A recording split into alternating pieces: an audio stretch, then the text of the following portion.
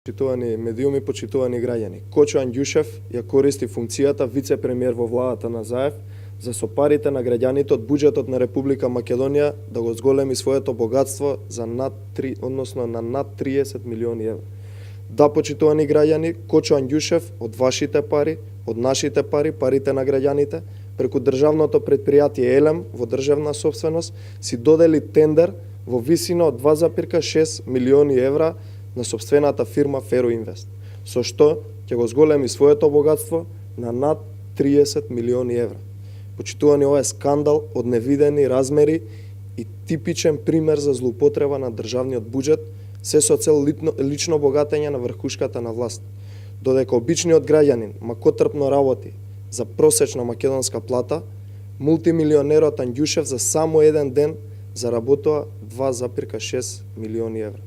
Додека просечна македонска фирма работи 10, 20 па и 30 години да направи обрт од 1 милион евра, мултимилионерот Анѓушев за само еден ден заработува 2,6 милиони евра.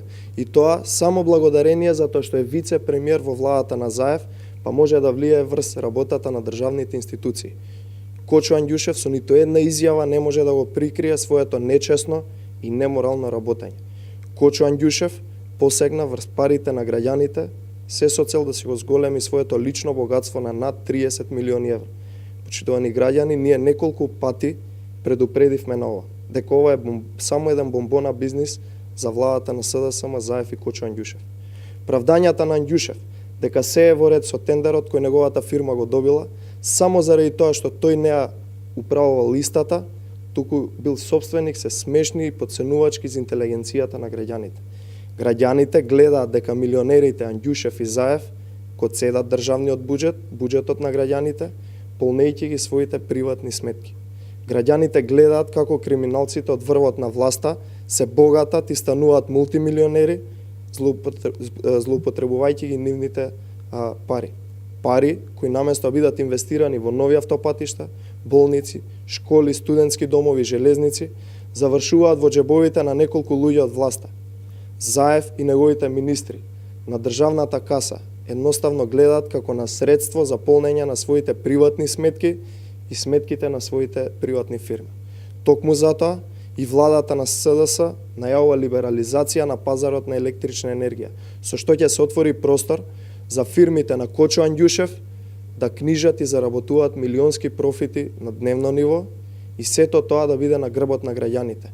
Граѓаните кои ќе плаќаат повисоки и поскапи сметки за струја. ВМРО ДПМН го повикува надлежното јавно обвинителство да утврди кривична одговорност за тоа како се влијаело и под кои услови тендерот припаднал во рацете на фирмата Фероинвест, која е на вице-премиерот Кочо Анѓушев. Потребно е итно поништување на тендерот, како и оставка на мултимилионерот Кочо Анѓушев.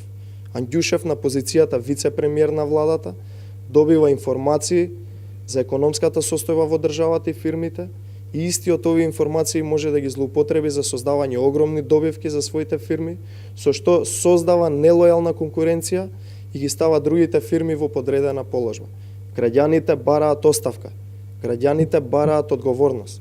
Граѓаните ќе стават крај на ваквото криминално работење на 15 октомври, кога ќе кажат што мислат за нечестното работење на владата на Зоран Заев и владата на Социјалдемократскиот сојуз. Ви благодарам.